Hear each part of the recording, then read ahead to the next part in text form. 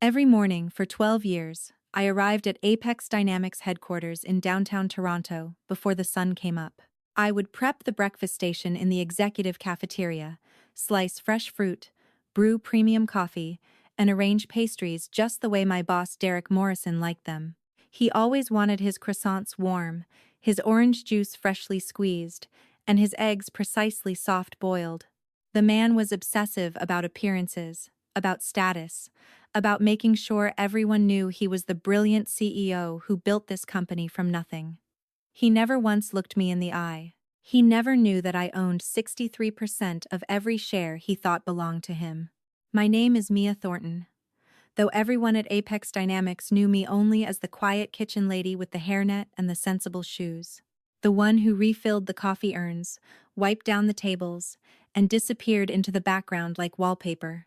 I was 37 years old, and I had spent the last 12 years watching Derek strut around my company while I served him breakfast. It was not always this way. In 2008, Derek and I were 23 years old, fresh out of the University of Waterloo's engineering program with big dreams and complementary skills.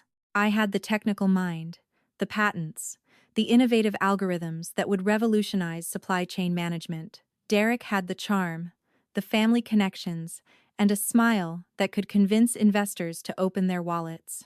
We founded Apex Dynamics together in a cramped apartment in Kitchener, working 18-hour days fueled by Tim Hortons coffee and the belief that we were building something extraordinary. And we were. Within 2 years, Apex Dynamics had contracts with 3 major retailers across Canada. Our software was saving companies millions in logistics costs. We moved to a proper office in Toronto's financial district, hired our first employees, and celebrated when we landed our first American client. I remember the night we clinched that deal, standing on the rooftop of our office building, looking out at the CN Tower lit up against the winter sky.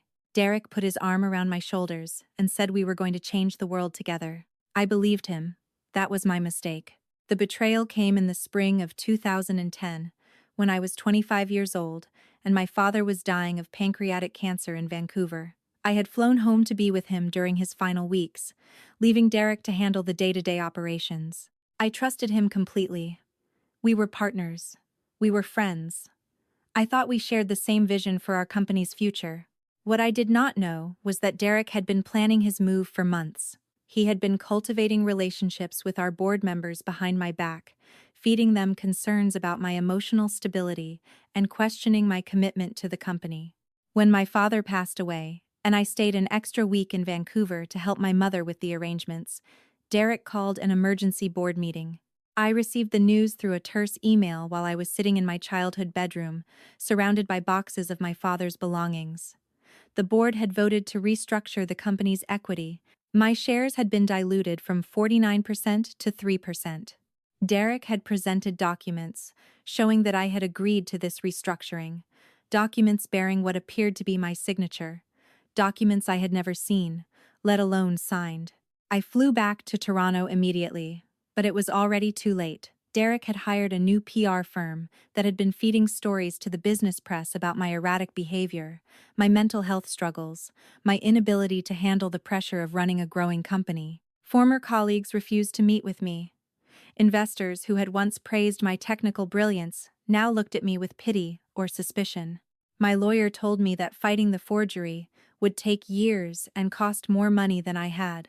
I lost everything: my company, my reputation, my identity as the brilliant young entrepreneur who was going to transform the logistics industry.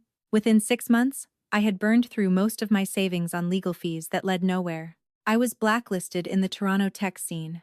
No one would hire me, not with Derek's whisper campaign following me everywhere. That was when I decided to play the long game.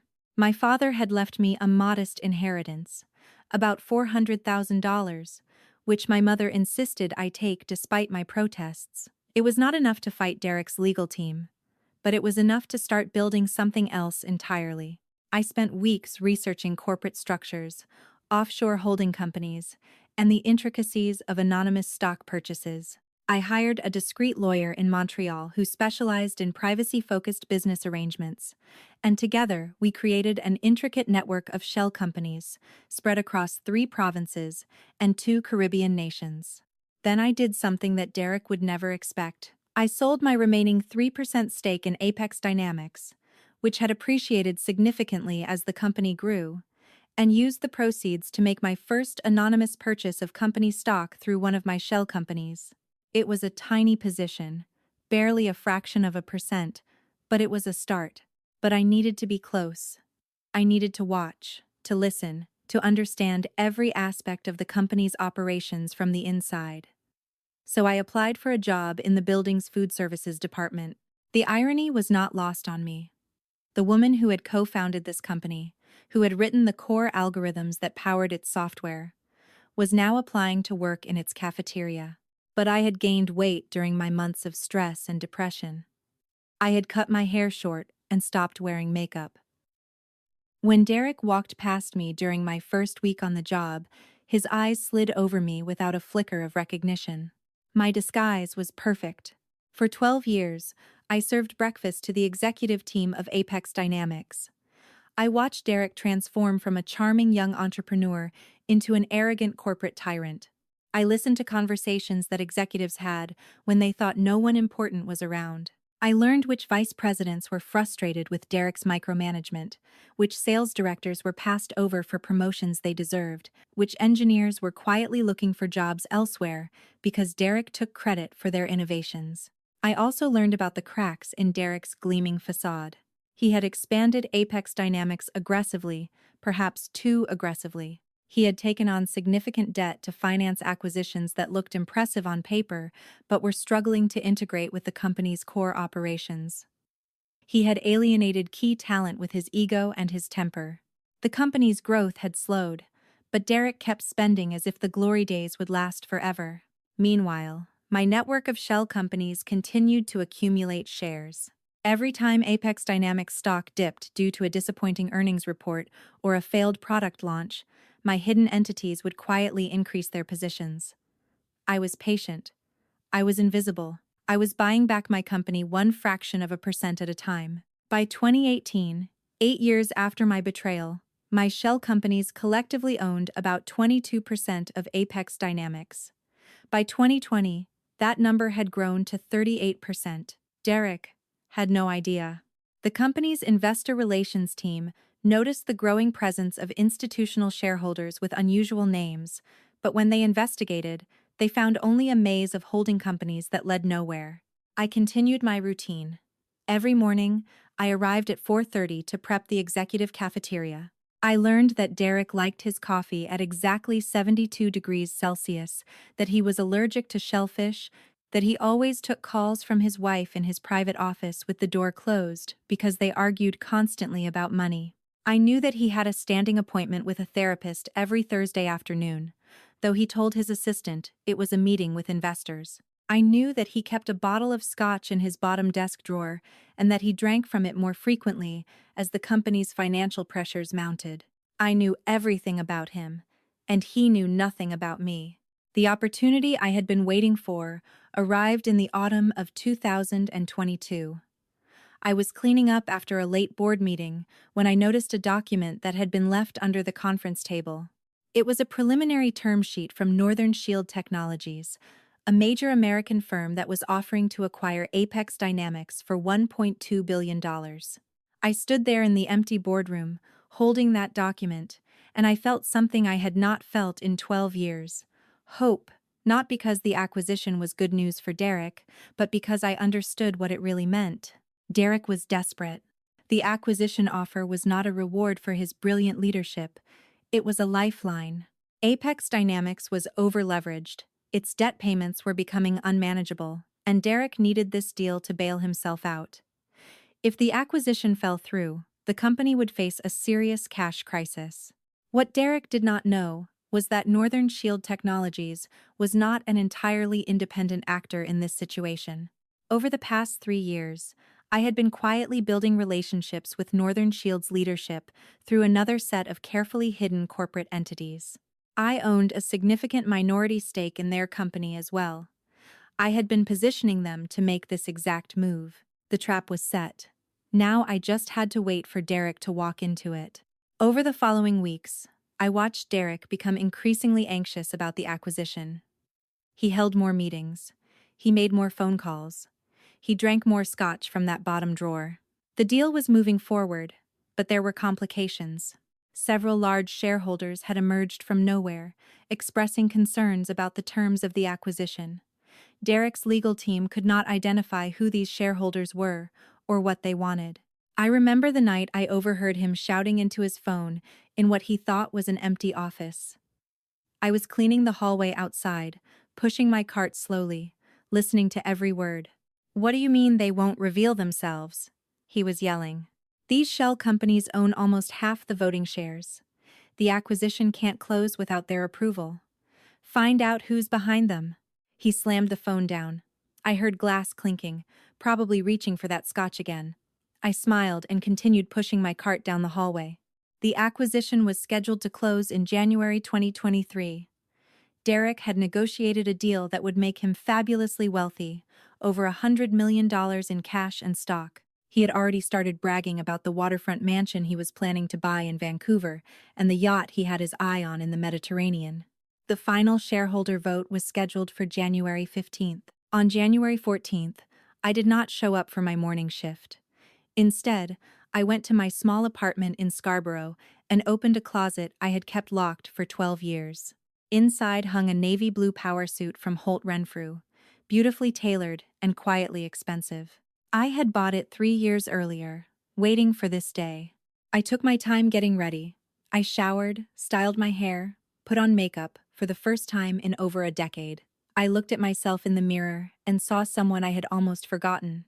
The confident young entrepreneur who had once believed she could change the world. I was 37 now, older and wiser, and infinitely more patient than the naive 25-year-old Derek had betrayed. But I was still Mia Thornton. I was still the woman who had built Apex Dynamics from nothing. The shareholder meeting was scheduled for 10 in the morning in the company's main conference room. I arrived at 9:45, not through the service entrance I had used for 12 years, but through the gleaming glass doors of the main lobby. The security guard, Marcus, who had always been kind to the cafeteria staff, did a double take when he saw me.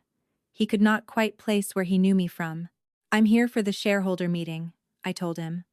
"Mia Thornton, representing Phoenix Capital Holdings." He checked his list, found my name, and waved me through with a puzzled expression. I took the executive elevator to the top floor, enjoying the soft jazz music and the leather interior that I had wiped down so many times with disinfectant. When the doors opened, I saw Derek's assistant, Chelsea, arranging water bottles on the conference table. "Excuse me," she said politely, not recognizing the cafeteria lady who had served her breakfast every morning. "This meeting is for major shareholders only." I smiled. "I know. I represent the majority shareholder." The conference room filled quickly.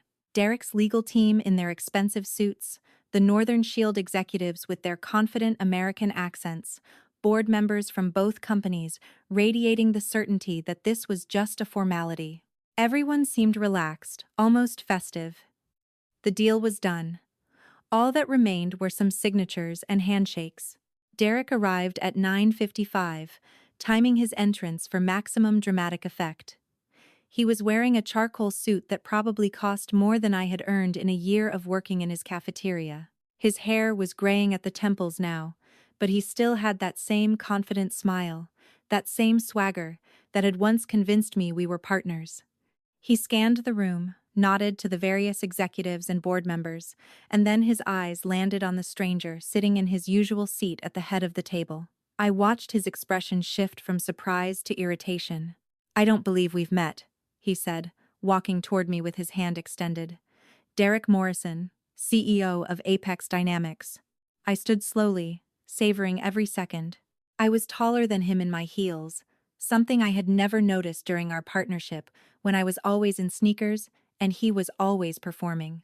"Actually, Derek," I said, "we have." I watched the color drain from his face. 12 years had passed, but in that moment, he saw me. Not the cafeteria lady with the hairnet and the sensible shoes, but the partner he had betrayed, the woman whose company he had stolen, the ghost he had thought he had erased from his life forever. "Mia," he whispered. "Hello, Derek. It has been a while." The room had gone completely silent. Derek's legal team was exchanging worried glances. The Northern Shield executives looked confused. One of the board members dropped his pen, and the clatter seemed unnaturally loud. "That's not possible," Derek said, his voice cracking. You disappeared. You sold your shares. I made sure." "You made sure I sold my original shares," I corrected him calmly. "But I have been buying back into the company ever since. Through shell companies, through proxy investors, through every legal means available." I pulled a stack of documents from my briefcase and laid them on the table. Phoenix Capital Holdings, Aurora Investment Group, Pacific Ridge Partners, Northern Star Equity. "I believe your legal team has been trying to identify these shareholders for months." His lawyers were frantically flipping through the documents, their faces growing paler by the second. "I own 63% of Apex Dynamics," I announced to the room. "Which means this acquisition does not happen without my approval." One of the Northern Shield executives, a gray-haired man in a suit that probably cost as much as a small car, cleared his throat. "Mr. Morrison, what is going on here?" I turned to address the room. "Let me tell you a story. In 2008, two young entrepreneurs founded a company in a cramped apartment in Kitchener. One of them had the technical brilliance, the patents, the innovations that would make the company successful. The other had charm and connections and a willingness to do whatever it took to get ahead." I paused, letting the words sink in. In 2010, the second partner saw an opportunity. He called an emergency board meeting while his partner was caring for her dying father. He presented forged documents. He spread lies about her mental health. He stole her company and erased her from its history. "That's not true," Derek said, but his voice had lost all its confidence. "Those documents were legitimate. The board voted fairly." I reached into my briefcase and pulled out another folder. "I have spent 12 years gathering evidence. Sworn statements from former board members who have admitted their role in the scheme. Digital forensics proving that my signature on those documents was forged. Financial records showing the bribes you paid to key shareholders." I slid the folder across the table toward the Northern Shield executives. "Derek Morrison is not the brilliant CEO who built this company alone. He is a fraud who stole it from his partner and has been running it into the ground ever since." The room erupted. Derek's lawyers were shouting objections. Board members were demanding explanations. The Northern Shield team was huddling with their own attorneys, their expressions shifting from confusion to alarm. "You can't prove any of this," Derek said, but he was sweating now, his confident facade crumbling. "I saved this company. I built it into what it is today." "Did you?" I raised an eyebrow. "Is that why you are so desperate for this acquisition? Because the company is doing so well under your leadership?" I pulled out one more document, a summary of Apex Dynamics' true financial position. "Or is it because the loans you took out for your aggressive expansion are coming due, and you do not have the cash to cover them? Your debt-to-equity ratio is approaching 2-to-1. You have been cooking the books to hide it from your board and your investors. Without this acquisition, Apex Dynamics will face a severe liquidity crisis within 18 months. The Northern Shield CEO stood up abruptly. "We need to pause this proceeding immediately. If there are questions about Mr. Morrison's authority and the company's financial condition, we cannot proceed with the acquisition as planned." "Oh, the acquisition can still happen," I said calmly. "But not on Derek's terms. And not with him as CEO." Derek lunged across the table at me. I had seen him lose his temper before, yelling at employees, throwing objects in his office. But this was different. This was the desperate rage of a man who had just watched his entire world collapse. Two security guards grabbed his arms before he could reach me. Marcus was one of them, I noticed. The same guard who had been kind to me when I was just the cafeteria lady. "You can't do this," Derek shouted, struggling against their grip. "This is my company. I built it. I am the CEO." "No, Derek," I said quietly. It was never yours. And now everyone knows it. The next few hours were chaos. The Northern Shield team demanded a complete audit of Apex Dynamics' finances before proceeding with any acquisition. Board members who had been Derek's loyal supporters for years suddenly remembered urgent appointments elsewhere. His executive team scattered like leaves in a wind, distancing themselves from the man they had once fawned over. By 3 in the afternoon, the board had convened an emergency meeting. By 5 o'clock, Derek Morrison had been removed as CEO by unanimous vote. I was appointed interim CEO, pending a full investigation of the company's financial situation and leadership practices. But before I accepted the position, I revealed one final detail. There is something else you should know, I told the shell-shocked board members. For the past 12 years, I have worked in this building. In this very building where you had your meetings and made your decisions and congratulated yourselves on your success. I paused, letting them process what I was saying. I worked in the cafeteria. I served your breakfasts. I cleaned your tables. I refilled your coffee cups. The silence in the room was absolute. I know every strength and weakness of this company because I have seen it from the inside, not from the executive suite, but from the kitchen. I know which employees are loyal and which are just waiting for better opportunities elsewhere. I know which managers actually care about their teams and which ones take credit for other people's work. I know how the cleaning staff are treated, how the security guards are spoken to, how the receptionists are ignored. I looked around the table at the faces of men and women who had walked past me thousands of times without ever seeing me. This company was built on the work of people you never noticed, and that is going to change. That evening, after everyone had left and the building was quiet, I went back to the cafeteria one last time. I found my old apron hanging on its hook, the hairnet I had worn every day for 12 years, the sensible shoes that had carried me through countless early mornings. Maria, who had worked beside me in the kitchen for 9 years, was finishing her cleanup routine. She stopped when she saw me standing in the doorway, still wearing my power suit. "So it is true," she said. "You are the new CEO." "I am." She shook her head slowly. 12 years you worked beside me. 12 years I complained about my back and my rent and my kids' school fees. And you were a millionaire the whole time? "I was not a millionaire," I said. "I was someone who had lost everything and was trying to get it back. And now? Now I want to make sure the people who actually keep this company running are treated with respect." I walked over to her and took both her hands in mine. "Starting tomorrow, every food service and maintenance employee in this building is getting a 30% raise. Full benefits, paid sick leave, professional development opportunities." Maria's eyes filled with tears. "Mia, you were kind to me when no one else was," I said. "Every single day, you were kind. That means more than you know." I left the cafeteria and took the elevator back up to the executive floor. Derek's office, my office now, was still a mess from his hasty departure. Papers scattered everywhere, that bottle of scotch abandoned on the desk, framed awards and magazine covers celebrating his business genius askew on the walls. I walked to the window and looked out at the Toronto skyline. The same view I had watched through this window for 12 years while I vacuumed Derek's carpet and emptied his trash. The CN Tower was lit up against the January night, just like it had been all those years ago when I had stood on the rooftop with a man I thought was my partner and believed we were going to change the world together.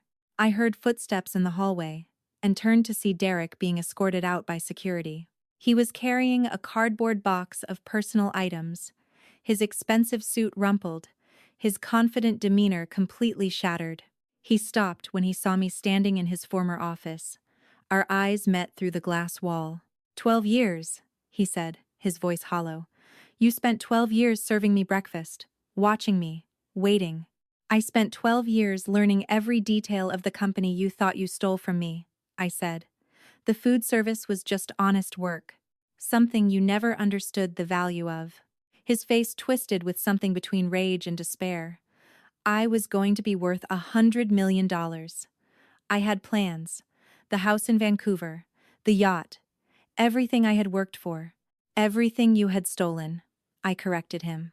He had no response to that.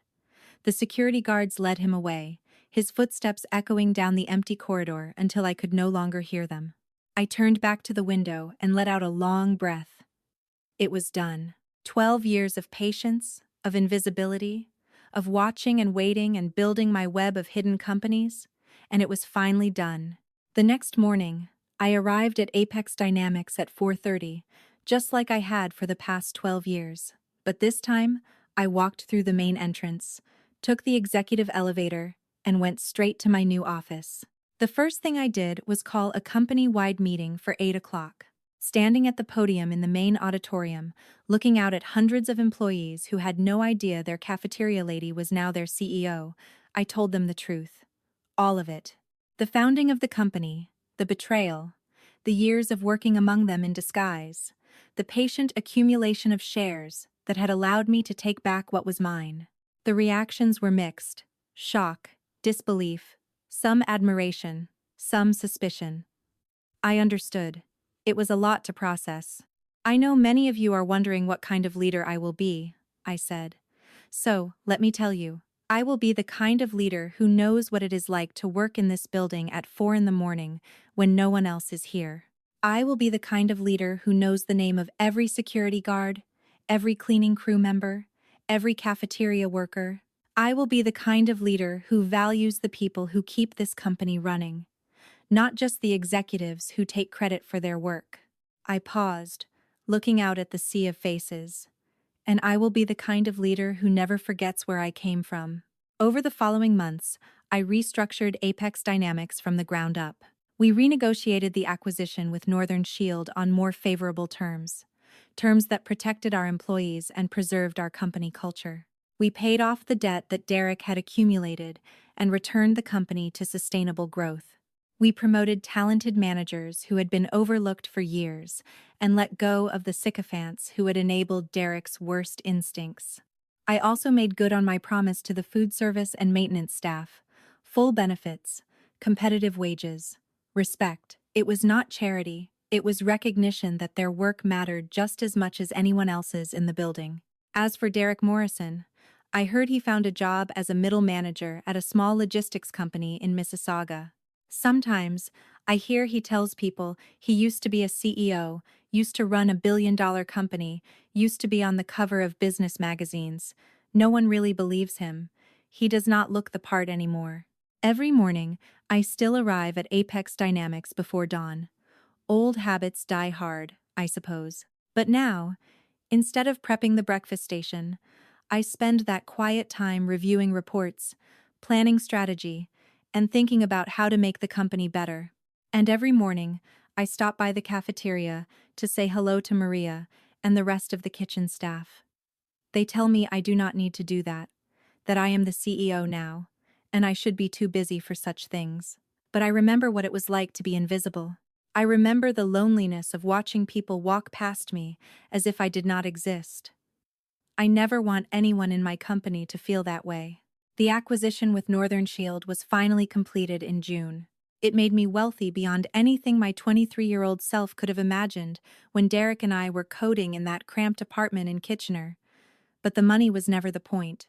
The point was justice.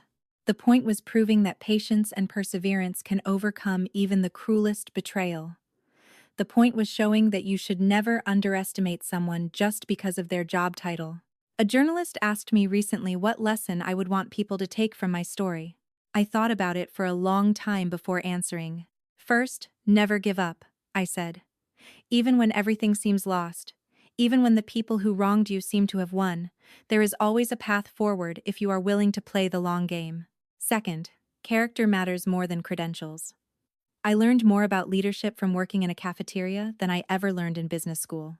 I learned that the people who do the invisible work, the cleaning, the cooking, the maintenance, are the foundation that everything else is built on. Any company that does not treat those people with respect is a company with a cracked foundation. Third, and this is perhaps the most important lesson, success is not about how much money you make or how big your title is. Success is about integrity. It is about treating people well. It is about building something that matters and doing it the right way. Derek Morrison had everything the world says you should want: money, power, prestige. but he built it on lies and betrayal, and in the end, it all fell apart. I looked at the journalist and smiled. Sometimes the most powerful person in the room is the one serving the coffee. Never forget that. That is the story I tell now. Whenever anyone asks how a cafeteria worker became the CEO of a billion-dollar company, it is a story about patience and justice, and the importance of treating every person with dignity, regardless of their position. It is a story about playing the long game when the short game is rigged against you. And it is a story about never, ever underestimating someone based on the work they do. Because I learned something during those 12 years of invisibility, something that Derek Morrison will never understand. Real power is not about the suit you wear, or the title on your door, or the size of your office. Real power comes from knowledge, from patience, from understanding how things truly work. Real power comes from earning the respect and loyalty of the people around you, not through intimidation or manipulation, but through genuine kindness and shared purpose. I keep my old cafeteria apron hanging in my office closet as a reminder. Sometimes, when I am facing a difficult decision or feeling overwhelmed by the pressures of leadership, I take it out and hold it. It reminds me of who I am, where I came from, and what I fought for. And it reminds me that the most important people in any organization are often the ones who go unnoticed. The security guards who keep everyone safe, the maintenance workers who fix what is broken, the food service staff who fuel the company's work, the cleaning crews who make sure everything is ready for another day. They are the foundation. And a wise leader never forgets that.